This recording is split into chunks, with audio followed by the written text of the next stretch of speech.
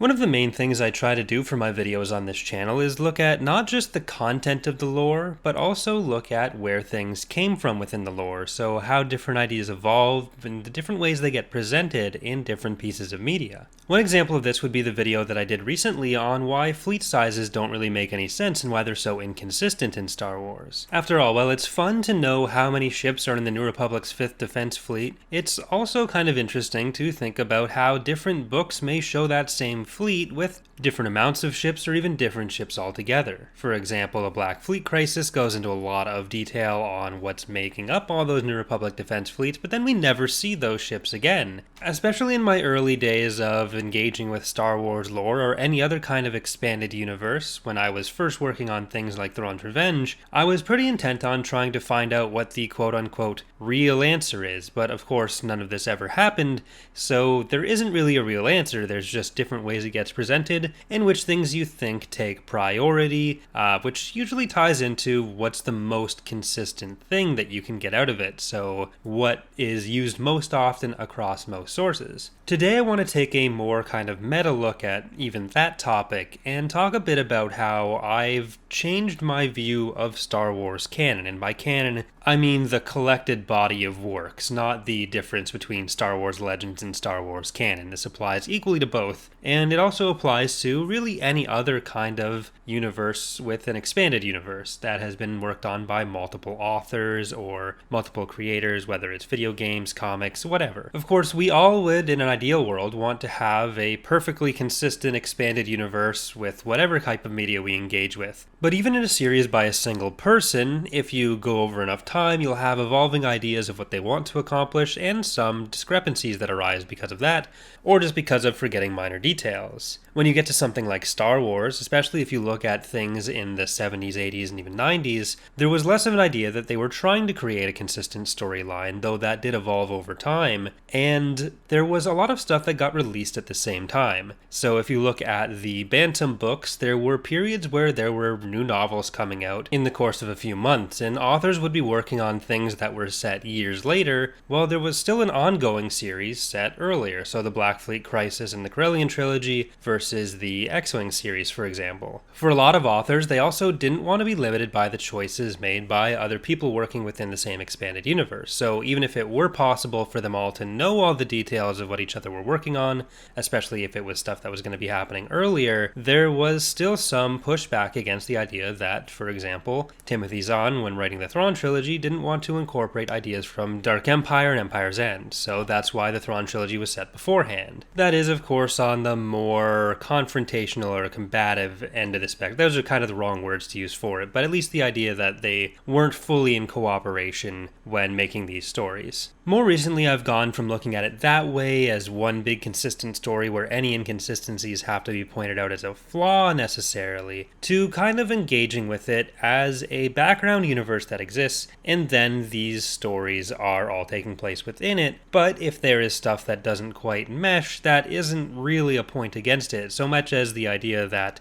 the universe exists for the purpose of telling the stories. The stories don't exist for the purpose of serving the universe. Now, don't get me wrong, I still love a good source book, and when they go back and try to retcon whatever has gone wrong in a way that makes sense, but when you're engaging with the stories, it no longer takes me out of it as much to think like, oh, well, I know that they're saying this, but this other thing happened. For example, when reading the X-Wing series and learning about all the stuff that went on with Corran's dad, even though you know the timeline doesn't really work out with how the prequel trilogy ended up presenting the Clone Wars. The thing that really shifted this for me was when I started engaging more with role-playing games. In a tabletop role-playing game, you have the game master, the dungeon master, who is setting up the story, but you also have the players who are contributing in their own way to it as well. Through this, you get a collaborative storytelling world where everyone is adding their own thing, and some of it may contradict what's actually going on in the world later. Like if a player makes an offhand comment about the setting or broader world, the GM then tries to work it into the world that they're creating as well, but sometimes it may not mesh perfectly. Now, you could rightly point out that there are things that make this more forgivable in a role-playing game where everyone is acting it out in real time, and it's all kind of ad-libbed and improvised, so it's not really the same thing as having a story that is written down and edited. But my main point is more about the ability to enjoy a story and to take it as part of this broader universe without having to worry about the individual details quite as much. There's a whole genre now of kind of online live plays, they're called, where people sit down and play role-playing games, record it, and put it out there for everyone to watch. This is actually something I do myself on my gaming channel Corey Loses, where me and some other Thrawn's Revenge devs, for the most part, along with some other friends, do a Star Wars role-playing game using the Fantasy Flight game system, so Edge of the Empire. We are probably on the worst end of making sure everything stays consistent and taking notes,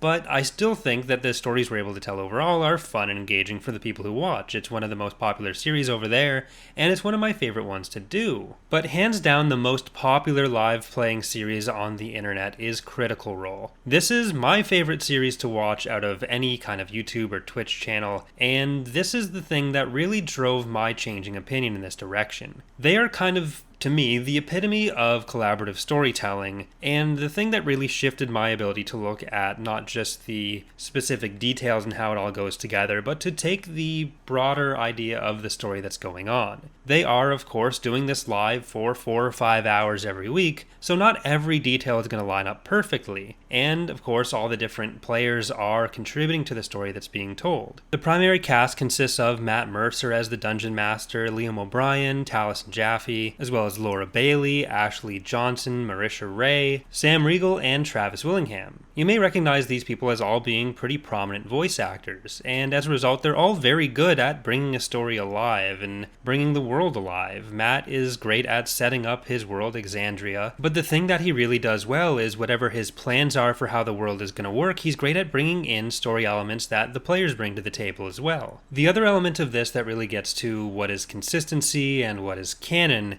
is that as a role-playing game where these people are improvising their characters live, there's a lot of references to the real world or kind of semi-out-of-character moments that are technically part of the show and technically part of what's going on in the moment of the show, but aren't necessarily part of what you would then go back and consider canon. They actually have an animated series coming up that is based on an arc from their first campaign, and while they may have some of these joking references to those conversations, I don't think anyone who watches Critical Role is really expecting the Vox Machina animated show to 100% recreate the dialogue and the fights exactly as they happened, especially with the crosstalk and the table talk. But if you were to go back afterwards to the Critical Role episodes that aired originally, and also watch the animated series, or read the things that happen in the Critical Role comic books, I feel like if you were to nitpick the differences in how they're portrayed or any inconsistencies you can find in the story there, you're kind of missing what's good about the show, and I think the same thing applies to Star Wars. Again, there is a difference between how this applies to a D&D game versus the way it applies to a set of novels,